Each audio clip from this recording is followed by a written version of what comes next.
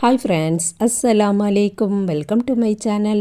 இன்றைக்கி நம்ம சேனலில் டேஸ்டியான பருப்பு பாயாசம் ரெசிபி எப்படி பண்ணலான்னு பார்க்கலாம். வீடியோக்குள்ளே போயிடலாம். ஒரு பாத்திரத்தை அடுப்பில் வச்சுருக்கேன். அது நல்லா ஹீட் ஆனதுக்கப்புறமா இந்த மெஷர்மெண்ட் கப், இது வந்து அரை கப்பு மெஷர்மெண்ட் கப், இதில் சிறுபைத்தம் பருப்பு எடுத்து வறுத்துக்கலாம். வாசனை வர்றது வர நல்லா வறுத்துறணும்.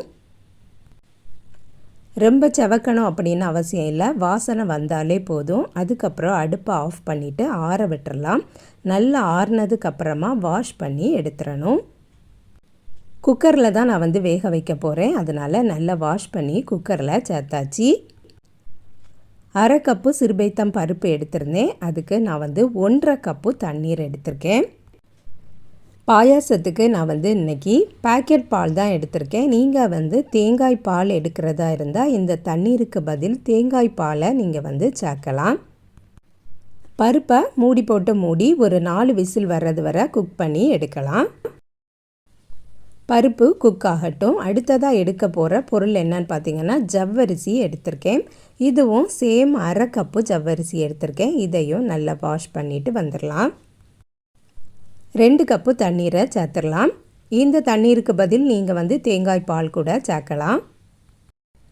பருப்பும் வேக வச்சாச்சு, ஜவ்வரிசியும் வேக வைக்க போகிறோம். அடுத்ததாக நான் வந்து எடுத்திருக்கக்கூடிய பொருள் என்னன்னு பார்த்தீங்கன்னா இந்த பாஸ்தா எடுத்திருக்கேன். இதை வந்து 1-2 உடைச்சிட்டு சேர்த்தோம்னா இந்த பாயாசத்து கூட சேர்ந்து சாப்பிடும்போது ரொம்பவுமே டேஸ்டியாக இருக்கும். அடை பாயாசத்துக்கு ஃபீல் தான் நம்மளுக்கு கிடைக்கும். ட்ரை பண்ணி பாருங்கள். உங்கள்கிட்ட அடை இருந்துன்னா நீங்கள் அதை வேணால் கூட சேர்த்துக்கிடலாம். அடை இல்லை அப்படிங்கிற பட்சத்தில் இந்த பாஸ்தாவை சேர்க்கும்போது ரொம்பவுமே டேஸ்டியாக இருக்கும்.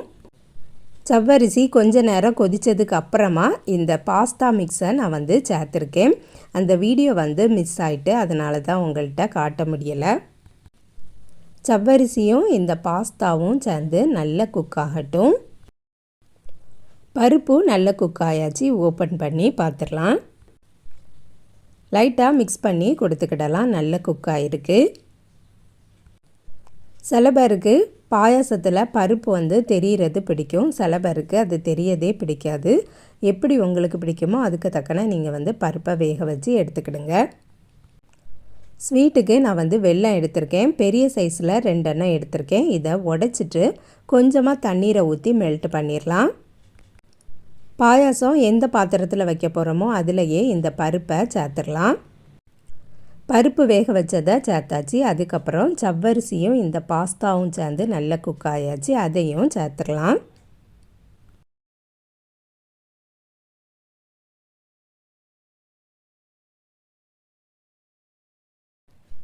வெல்லமும் கொதிக்க வச்சு நல்லா கரைஞ்சாச்சு. நான் ஃபில்டர் பண்ணி தான் எடுத்து வச்சுருக்கேன். அதையும் சேர்த்துடலாம். நம்ம சேனலில் ஏற்கனவே பாயாசம் ரெசிபீஸ்லாம் போட்டிருக்கோம், ப்ளேலிஸ்ட்டில் இருக்கும், செக் பண்ணி பாருங்கள். என்னுடைய வீடியோஸ் பிடிச்சிருந்தா வீடியோவுக்கு ஒரு லைக் பண்ணிடுங்க. சப்ஸ்கிரைப் பண்ணால் பார்த்துட்ருக்கீங்கன்னா சப்ஸ்கிரைபும் பண்ணிடுங்க. எல்லாம் சேர்ந்து நல்லா மிக்ஸ் பண்ணியாச்சு. இனி வந்து பால் மட்டும்தான் ஊற்றணும். இனி இதை அடுப்பில் வச்சு கொதிக்க வச்சுக்கலாம்.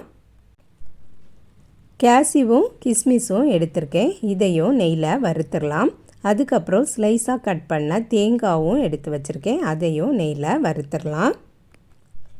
பாலும் காய்ச்சி ஆற வச்சு வச்சுருக்கேன். இது வந்து ஒரு 1/4 லிட்டர் தான் நம்ம வந்து சேர்க்க போகிறோம். நல்ல திக்கான பால்.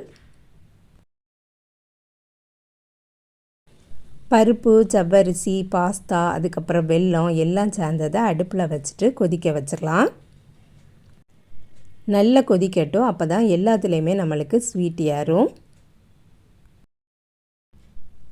ஃப்ளேவருக்காக வேண்டி நான் வந்து கொஞ்சமாக சுக்குத்தூளும் கொஞ்சம் ஏலக்காய் தூளும் சேர்க்குறேன்.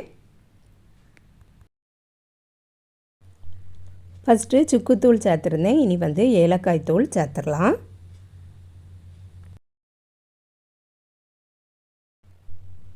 ஏலக்காய் தூளும் சுக்குத்தூளும் சேர்த்தாச்சு. நெய்யில் தாளித்ததையும் சேர்த்துடலாம்.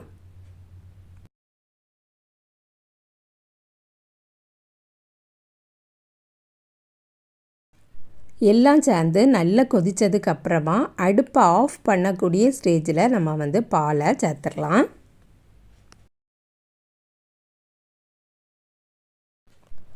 ஃபைனலாக பால் சேர்த்துடலாம். 1/4 லிட்டர் பால் தான் சேர்த்துருக்கேன். நீங்கள் தேங்காய் பால் வேணும்னா கூட சேர்க்கலாம். நம்ம கொஞ்சமாக தான் பாயசம் வச்சுருக்கோம், அதனால் 1/4 லிட்டர் பாலே போதும். பாயசத்தை பொறுத்த வரைக்கும் ஆறுனதுக்கப்புறமா இன்னும் கொஞ்சம் கூட திக்காகும், அதனால் தண்ணீர் வந்து கரெக்டாக ஊற்றிக்கிடுங்க. மெதுவாக மிக்ஸ் பண்ணி கொடுத்துட வேண்டியது தான்.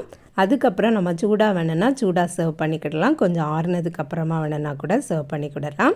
நல்ல டேஸ்டியான பருப்பு பாயாசம் ரெடி ஆகிட்டு, நீங்களும் இதே மாதிரியே ட்ரை பண்ணி பாருங்கள் ஃப்ரெண்ட்ஸ். இந்த வீடியோ பிடிச்சிருந்தால் லைக் பண்ணுங்கள், ஷேர் பண்ணுங்கள்.